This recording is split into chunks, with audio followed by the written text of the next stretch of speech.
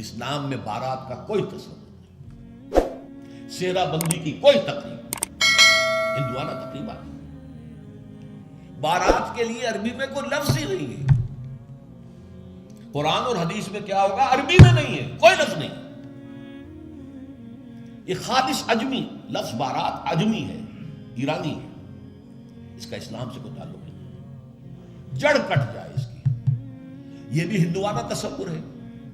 ہوتا کیا تھا، ایک گاؤں سے جا رہے ہیں، دوسرے گاؤں سے بیٹی لے کر آنی ہے، اور بیٹی کے ساتھ جہیز آنا ہے، اور راستے میں ڈاکو جو ہیں وہ لوٹ سکتے ہیں، تو یہاں سے جتھا لے کے جانا ہوگا، لہذا وہ جتھا بندی کر کے بارات جا رہی ہے۔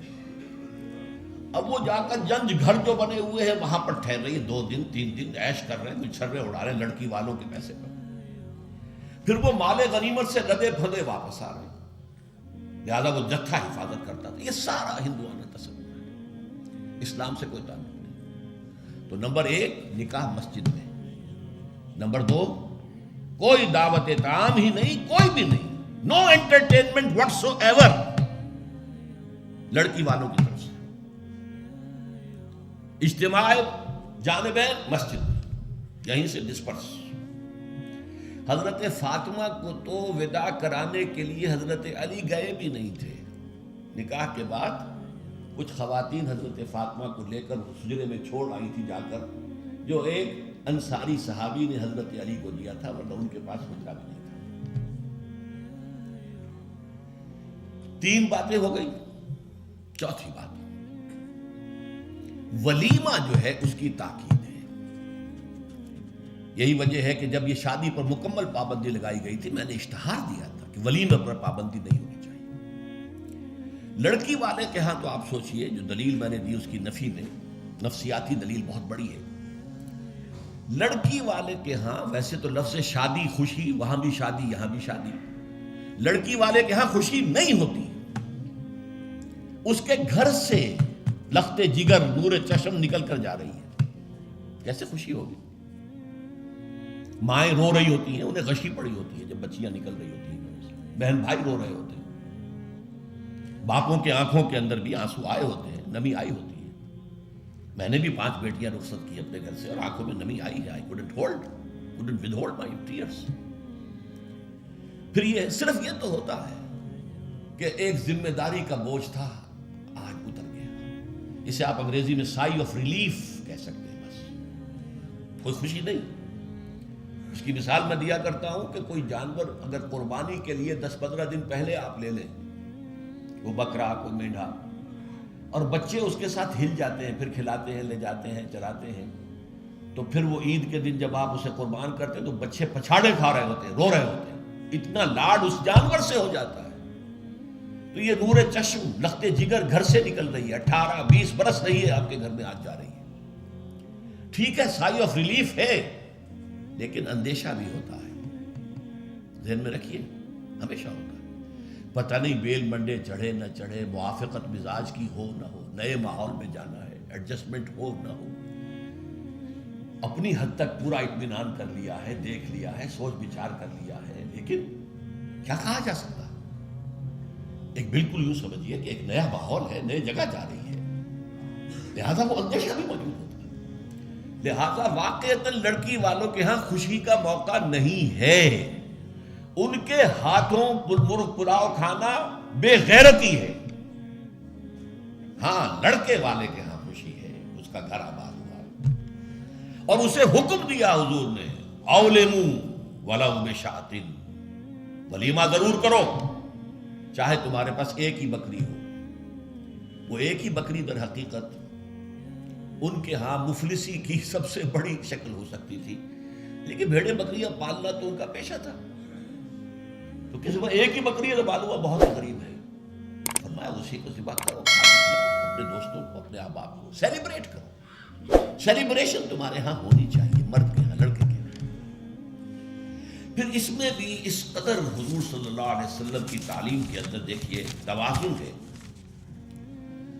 فرمایا، یہ مسلم شریف کی روایت ہے جو میں آپ کو سنا رہا ہوں، عن عبداللہ ابن عمر رضی اللہ تعالی عنہ ان النبی صلی اللہ علیہ وسلم قال اذا دعی احدکم الی الولیمۃ فلیجب، جب تم میں سے کسی کو ولیمے کی دعوت دی جائے تو ضرور جائے۔ اور ایک اور حدیث ہے ابو ہریرہ سے رضی اللہ تعالی عنہ کہ حضور نے فرمایا شر الطعام طعام الولیمہ، ولیمے کا کھانا برا کھانا ہے۔ کیوں؟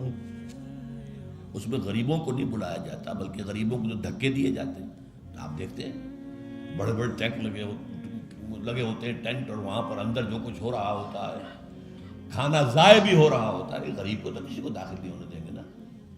اور ہے بھی نہیں، وہ مسلی کھلانے کے لیے تو نہیں ہے نا، وہ تو اپنے اعزاء رشتہ دار احباب ان کو اپنی خوشی میں شریک کرنے کے لیے۔ تو حضور نے فرمایا شر الطعام طعام الولیمہ، لیکن اس کے باوجود من لم یجب الدعوہ فقد عصى اللہ ورسولہ، جو شخص ولیمے کی دعوت قبول نہیں کرے گا اس نے گویا کہ اللہ اور اس کے رسول کی نافرمانی کی۔ اب آپ سوچئے، جس نبی نے ہمیں اتنی تفصیل سے ہدایت دی دعوت ولیمہ کی، اگر لڑکی والوں کے ہاں کسی دعوت کے اندر کوئی خیر ہوتا ذرہ بر تو کیا حضور ہمیں اس سے محروم رکھتے صلی اللہ علیہ وسلم؟ تو چوتھی بات جو میں نے عرض کی کہ ولیمہ کیا جائے، ہاں البتہ ون ڈش کی پابندی لگائی جا سکتی ہے، بالکل لگائی جا سکتی ہے، اسراف اور تبذیر کو روکا جا سکتا ہے۔ اسراف کسے کہتے ہیں؟ اسراف کہتے ہیں ضرورت کی جگہ پر ضرورت سے زائد خرچ کرنا۔ عام اپنے گھر کے کھانے میں بھی ایک سے زیادہ ڈش پکانا، ایک سے زیادہ کھانا حضور کے نزدیک نہایت ناپسندیدہ ہے۔